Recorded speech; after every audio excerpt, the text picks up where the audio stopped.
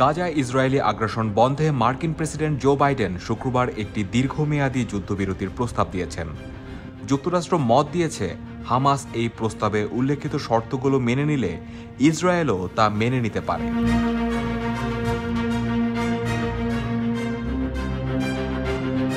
শুক্রবার যুদ্ধবিরতির খসড়া প্রস্তাবটি প্রকাশ করেছে যুক্তরাষ্ট্র। মার্কিন প্রেসিডেন্ট জো বাইডেন নিজে এই প্রস্তাব দিয়েছেন বলে হোয়াইট হাউস সূত্র জানিয়েছে। শনিবার ও রোববার সেই প্রস্তাব নিয়ে ইসরায়েল ও হামাসের সঙ্গে আলোচনা করেছে মধ্যস্থতাকারী মিশর, কাতার ও যুক্তরাষ্ট্রের প্রতিনিধিরা।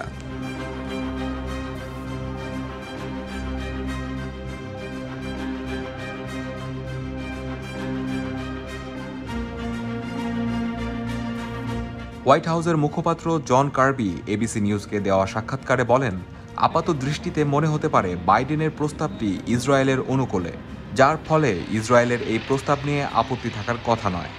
যদিও ইসরায়েল জানিয়েছে প্রস্তাবের কয়েকটি শর্ত নিয়ে তাদের আপত্তি আছে, কিন্তু হোয়াইট হাউস মনে করছে হামাস এই শর্ত মেনে নিলে ইসরায়েলও তাতে সম্মত হবে।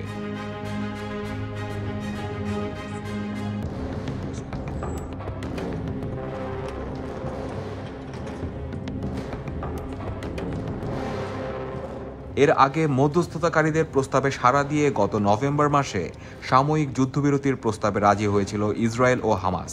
সে সময় বেশ কিছু বন্দীকে মুক্তি দিয়েছিল হামাস। পরিবর্তে ইসরায়েল মুক্তি দিয়েছিল দেশটির কারাগারে আটক থাকা বেশ কয়েকজন ফিলিস্তিনিকে। এরপর বেশ কয়েকবার যুদ্ধবিরতি প্রস্তাব নিয়ে আলোচনা হলেও তা সার্থক হয়নি।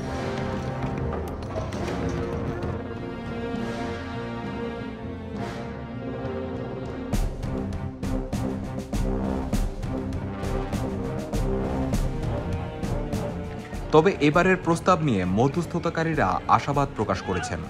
বাইডেন বলেছেন, এই প্রস্তাবের সব ধরনের আলোচনার পথ খোলা আছে। দুই পক্ষ সব শর্ত মেনে নিলে দীর্ঘমেয়াদী বা স্থায়ী যুদ্ধবিরতি সম্ভব বলেই বাইডেন মনে করেন।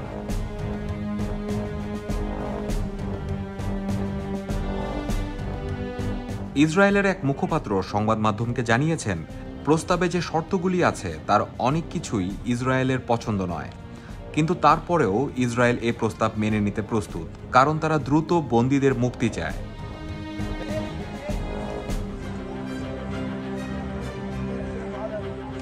অপরদিকে রোববার রাতভর হামলার পর সোমবার সকালেও গাজা উপত্যকার বিভিন্ন অংশে ইসরায়েলি হামলা অব্যাহত ছিল।